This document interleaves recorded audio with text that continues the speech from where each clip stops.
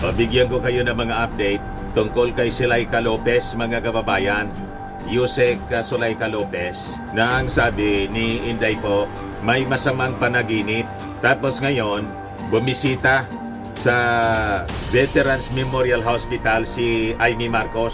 Yung NBI, mga kababayan, nagsagawa na rin ng investigation sa naging video statement, yung pagbabanta ni Inday Sara sa ating Pangulong Bongbong, First Lady Lisa Marcos at Martin Romualdez. Nagpalabas na rin ng statement, mga kababayan, yung House Sergeant at Arms. Nagpapagang mga balita at pagtalakay sa mga isyu ng lipunan. Pulsa, opinyon, banat at paglalantad sa katotohanan. Pulsa, what you see is what you get. You decide. House Secretary General pala sa mga naging akusasyon sa kanila ni Inday, including yung confiscation ng cellphone at pag-disallow, hindi pagpayag sa pagpasok ng abogado. Pati mga kababayan, si Presidential Legal Counsel, former Senate President Juan Ponce Enrile, nagpalabas na rin po ng statement. But before that, mga kababayan, click subscribe muna dito sa ating YouTube channel and hit the notification bell para lagi po kayong updated sa mga kaganapan dito sa ating bansa. Like and share na rin po ng ating video at huwag na rin po ninyo na skip yung ating mga commercial ads para tuloy-tuloy lang ang pagunlad ng Bagong Pilipinas. Balikan natin yung ating kwento. So sabi dito sa balita, mga kababayan ng ABS-CBN, si Inday umalis muna daw po para asikasuhin yung kanyang mga anak. Pero iniwan po si Senator Bongo. Ngayon, nagbigay ng update si Inday sa kalagayan po ni Zuleika Lopez. Ito yung sabi rito. Vice President Sara Duterte gives updates on the condition of her Chief of Staff, Attorney Zuleika Lopez. Sabi niya, aalis muna daw siya for the meantime to see her children with Senator Bongo replacing her as a companion at the hospital. Ayan, sabi dyan, no? Yusek Lopez Bulletin. She woke up several times in the night, had 3 dreams of someone smothering her with a pillow, kumain ng fruit para makainom gamot. She allowed me to go see my children so as long as Senator Bongo will replace me, in that I come back in the evening. She demanded lawyers stay outside the room 24 hours a day. Gusto niya daily lawyer meeting. Nanaginip ba daw, mga kababayan, si Attorney Zuleika Lopez, sabi ni Inday, ng 3 beses.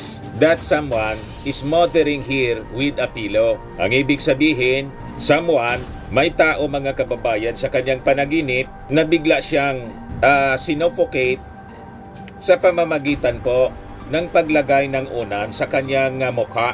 Masama ngang panaginip, mga kababayan. Kaya napariak dito ang isang Marcos loyalist na si Melchor Vergara. Sabi ni Melchor Vergara, wala bang family o kamag-anak si Lopez para samahan siya sa ospital at kailangang members ng Davao Mafia ang nakaantabay? Oh wait, kailangan nga pala masiguro na hindi kakanta si Zuleika. May punto, mga kababayan. Although ang reaction at katanungan ni Melchor Vergara may pagka-sarkasam, pero may laman, mga kababayan, may punto. Lalo't mismo sinasabi ni Inday at saka sinasabi ni Zuleika na may gustong manakit sa kanya. At ngayon, sa medical update, hindi medical update, sa Yusek Bulletin na pinalabas ni Inday, na naginip itong si Zuleika Lopez ng 3 beses, masamang panaginip na someone gusto siyang patayin sa pamamagitan ng pag-suffocate sa kanya ng unan. Kaya itong statement niya, observation ni Melchor Vergara, parang valido po. Yan, oh wait, kailangan nga pala masiguro na hindi kakanta si Zuleika. So pag inanalyze mo kung sino yung possible na mag-threaten sa kanya, syempre kung sino yung pwede na ilaglag mga kababayan ni Sulaika. Alam na ninyo kung sino yung pwedeng ilaglag ni Sulaika. Kasi kahit ako, I'm wondering, sino ba yung may motibo? Mga kababayan, mapapaisip ka talaga. Sino ba ang may motibo na patahimikin mga kababayan si Sulaika? Di ba po? Alangan man yung Congress na si Sulaika nga po, pinakontempt at dinitain para masiguro hindi siya makakataka. Click subscribe muna dito sa ating YouTube channel and hit the notification bell para lagi po kayong updated sa mga kaganapan dito sa ating bansa. Like and share na rin po ninyo ang ating video at huwag na rin po ninyo na skip yung ating mga commercial ads para tuloy-tuloy lang ang pag-unlad ng Bagong Pilipinas. Sa mga nagana po ng malinis and spacious fitness gym, pumunta lang po kayo sa aming Colossal Fitness Gym. We also offer Grab Car Rental with our brand new 2023 model ng Toyota Innova. We also accept booking for those who are planning to travel via PAL, Cebu Pacific, and other airline companies, local and international, and bills payment for Meralco Bills, Aleco Bills, PLDT, etc. Ang Colossal Fitness Gym is located at 3rd floor Security Bank Building, Lanco Business Park, Legazpi City, Albay. For inquiries, look for Gilon Maravillas, contact number 0966-802-0949. Yan po yung aming Innova. Lagi na pong matao sa amin.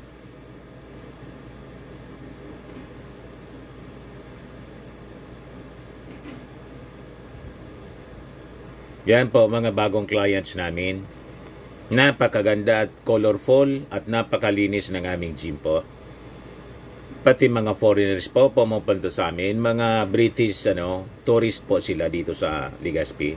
Na-set up na rin po yung aming mga brand new gym equipment.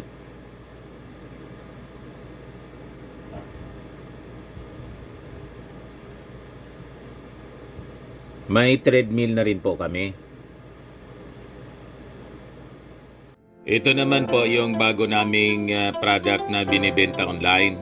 Eye Glow Serum, whitening po siya. Tingnan ninyo yung epekto sa aking anak na architect before and now. Yung mga inquiries po ninyo, dumiretso na lang kayo sa kanyang Facebook account, Riz Maravillas. Ito naman po, Firmax Firming and Lifting Cream. Pinapahid po sa mga pulses in affected area. Mainam po sa paninigas ng mga kasukasuan.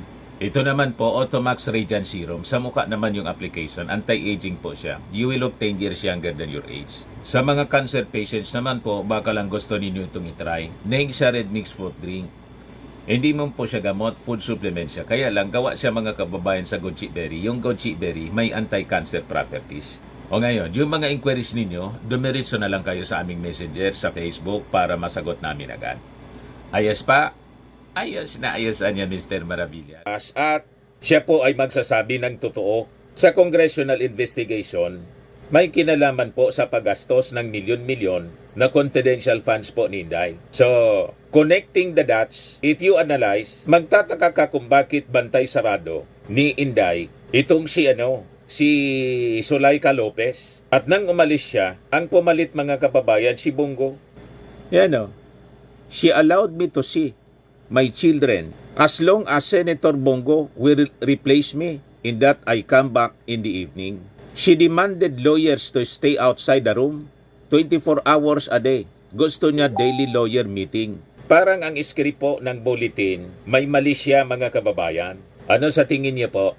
Sino kaya ang kinatatakutan ni Sulaika Lopez? And for your information mga kababayan, si Sulaika pala, nag-resign na daw as Chief of Staff ni Inday. Ayan po mga kababayan, BP Duterte says age Sulaika Lopez resignation yet to be finalized. Sa post ng X mga kababayan, ng ABS-CBN sa X, OBP Chief of Staff Attorney Sulaika Lopez expressed her intention to resign from her position. According to Vice President Sara Duterte, Lopez was deeply traumatized by the recent events surrounding her transfer to the Women's Correctional. Sabi niya, I want to resign. I want to resign from the office of the Vice President. And I told her, okay. Sabi po ni Inday. In an interview po outside the Veterans Memorial Medical Center. And then, sinabi ko, at this point, Anya, that is truly impossible. Nang tanungin siya about the details ng kanyang resignation, sabi ni Inday, wala naman siyang sinabi pa, kahapon lang naman, yun na-discuss at sinabi niya na gusto niya tapusin na niya yung part niya sa hearings niya. Ma-discharge siya doon sa hearings. Lahat ng tanong sa kanya, tanungin na. So yan mga kababayan, ang mga kakaibang kwento. Mapapaisip ka talaga sa mga lumalabas na kwento. So tama, yung mga tanong ni Melchor Vergara, that is a valid question. Bakit si Bongo? Bakit hindi mga kamag-anak? Wala bang kamag-anak si Zuleika Lopez para siyang magbantay sa kanya sa ospital? Bakit bantay sarado si Zuleika Lopez, ni Inday at ng mga taga Davao? Anong meron mga kababayan? Ngayon, si Enrile po, nagpalabas na ng statement. Ayan po. Sabi ni Presidential Legal Counsel, former Senate President Juan Ponce Enrile, so much spinning anya, so much fear-mongering. For what? For power? For killing? For personal interest and glorification? For revenge and retribution? For just violent adventurism? What is really behind all this noise, Anya? Patriotism? Power? Power hunger? Or just a plain self-interest? Yan mga kababayan ang kanyang malalalim na tanong. I warn and implore the people, Anya, not to allow themselves to be led and herded like sheep to the precipice by alarmist adventurers who are pretending to be patriots with dubious agenda. Turning back would be too risky and arduous. Think and ponder very carefully, Anya, before you jump into the abyss. Pag-isipan niya kayo ng mabuti before kayo na tumalon sa balon. Their premise, Anya, does not support their predicate. Yan ang malalim na pahayag at warning, mga kababayan, ni Juan Ponce Enrile. Ngayon, si Amy Marcos bumisita. Ito. Senator Amy Marcos visited Undersecretary Zuleika Lopez at the Veterans Memorial Medical Center ngayong hapon. Lola ng helicopter, lumanding po siya, mga kababayan, sa BMMC. Ayan po. Sakay ng chopper, nagtungo si Senator Amy Marcos sa Veterans Memorial Medical Center. Kaya napariak na naman po si Melchor Vergara, isang Marcos loyalist. Sabi niya dyan, I won't be surprised if she is part of any plot to topple the government, maybe even in a plan to eliminate the president. Yan matindi mga kababayan. Walang reaction si Amy Marcos sa statement ni Inday Sara nung gustong ipakalkal ipahukay yung tatay niya. Pati yung gustong tanggalin yung ini-imagine Inday na tanggalan ng ulo yung kanyang kapatid. Pati ngayon mga kababayan na ang sabi ni Inday may kinontrata na siya na assassin para ipapatay si PBBM, Lisa Marcos at si Martin Romualdez. Nandun pa siya sa pagbisita kay Yusek Zuleika Lopez. Nandun pa rin siya sa panig ni Inday. Yan po yung paglanding ng helicopter.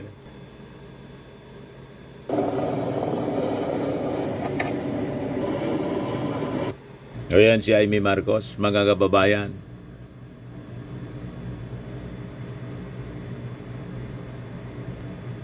Ayan po. Sabi dyan, Senator Ronald De La Rosa, who is also assisting in looking after Lopez at the BMMC, greeted Senator Amy Marcos upon her arrival. O ngayon, ito yung statement ng Congress, mga kababayan, Secretary General. Una, on alleged refusal to allow lawyers entry. Sabi po ng Secretary General ng Congress, si Reginald Velasco, wala niya kaming records of any lawyer being denied entry to meet with Attorney Zuleika Lopez during the service of the transfer order at 11:27 p.m. Before any lawyer arrived at the House premises, Vice President Sara Duterte entered Attorney Lopez detention room at 11:40 p.m. and introduced herself as her legal counsel. The Vice President and Attorney Lopez refused entry to house security personnel serving the transfer order, prompting the latter to read the order from outside the room. At 12:25 a.m., Attorney Lopez other lawyer, Attorney Litugo, was granted access to the detention center. Madaling sabi, gawa-gawa lang ni Inday yung kwento. The Vice President and Attorney Go were with Attorney Lopez Anya the whole time to provide her legal assistance. However, instead of complying with the transfer order, Attorney Lopez, with the Vice President, by her side, conducted a press conference via Zoom at 1 a.m. Yun na nga yung napanood natin na pinagmumura na po at binantaan yung ating Pangulong Bongbong, First Lady, at saka si Martin Romualdez. Nag-Zoom meeting siya with yung mga vloggers niya, mga kababayan. So sabi po ng House Secretary General, the House strictly upholds the legal rights of all detainees. Any delays in communication or action were the result of routine security protocols. Furthermore, during Attorney Lopez's medical emergency, House personnel promptly facilitated the entry of healthcare professionals and ensured her safety and well-being. Hindi hindi pinapasok para madala mga kababayan sa ospital. Ito pong si Attorney Lopez na napag-alaman, normal man lang sabi ng mga doktor. Wala mang problema. Normal yung kondisyon. Nagdrama lang po. Pang-famas. Nakita ninyo yung video, mga kababayan, na tinawag pa ni Inday, nakiusap kay General Torre, payagan yung media na makuha na ng kamera si Zuleika Lopez. Nang nandyan na yung kamera, biglang yumakap si Atty. Lopez kay Inday at nag-iiyak. Ganon katindi po. Ngayon, sa confiscation, aligasyon na kinonfiscate yung mga telepono, cellphones. The claim that detainees' phones were confiscated is false. As part of the established security protocols, detainees and their companions are subject to specific time limits for phone usage. Attorney Lopez and her companion voluntarily surrendered the phones after being politely informed by duty officers that their allotted time ended. These protocols are uniformly enforced to maintain order and security within the facility and apply to all detainees without exemption. Ngayon, sa issue naman po ng response to medical emergency, at 2:29 a.m. on November 23, kahapon, Attorney Lopez exhibited symptoms of medical emergency, including vomiting and signs of panic attack. By 2:35 a.m., her doctor, Dr. Tiamson, was granted access to evaluate her condition. By 3 a.m., an ambulance from the Quezon City Police District arrived, and by 3:08 a.m., Attorney Lopez was enrolled to the Veterans Memorial Medical Center. Claims of a delayed response are unfounded. This timeline demonstrates the swift and coordinated actions of the House personnel after receiving a clean bill of health at BMMC. Attorney Lopez was later transported to St. Luke's Medical Center by the Office of the Vice President staff for further evaluation. She was declared stable and subsequently returned to BMMC accompanied by House representatives to ensure her safety. Gawa-gawang kwento man lang po. Gusto lang siraan yung ating administrasyon para gatungan ang revolusyon, people power po. Napakalinaw yung drama po. Gusto ninyo i-replay ko uli yung drama ni Inday at drama ni Zuleika Lopez na pag-iyak. Ito, lights, camera, action. Panoorin ninyo at pakinggan yung sinasabi ni Inday. Nakikiusap siya kay General Torre na kung pwede paintulutan na kuna ng kamera. Si Atty. Zuleika Lopez, pakinggan ninyong maigi.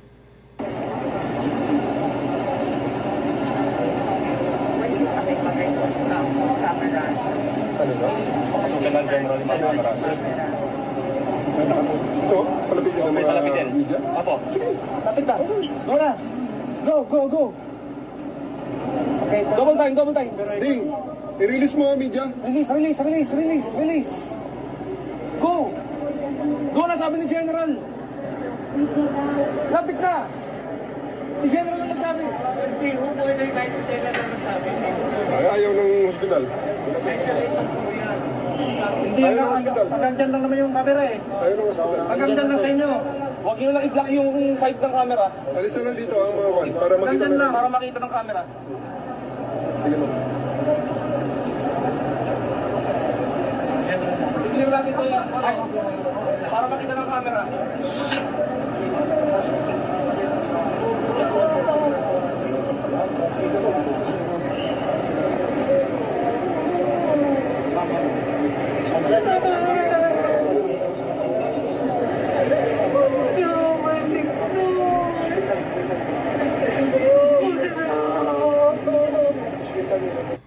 Di ba malinaw na drama? Scripted po. Nang makuha na ng camera, bigla na lang niyakap ni Atty. Zuleika Lopez si Inday. Tapos nag-iiyak. Lahat drama po, scripted po. Para gatungan yung gulo. Umalsa yung ating mga mamamayang Pilipino. Nagpapaawa sila. Ang gusto nilang ipakita, paniwalaan ng ating mga mamamayang Pilipino, pinipersecute sila ng ating gobyerno, ni Martin Romualdez, ni Lisa Marcos at ni President Bongbong Marcos na busy po sa pagtatrabaho. You see? O ngayon, other than yung PNP na nagsasagawa ng investigasyon sa assassination plot ni Inday, yung banta na patayin yung ating Pangulo si Lisa Marcos at si Martin Romualdez, pati yung NBI nakialam na rin po. Ito yung report ng ABS-CBN. Sabi diyan, NBI Director Jaime Santiago says the video where VP Sara Duterte claims to have contracted the assassination of President Ferdinand Marcos Jr. if she is killed is authentic. So, inexamine na nila. The NBI cybercrime investigators have found the video clip to be authentic. Hindi po ito deepfake or AI generated, he said in a statement. Santiago says DOJ directed the NBI to determine the veracity of the video in response to the call from the Executive Secretary and in coordination with the Presidential Security Command.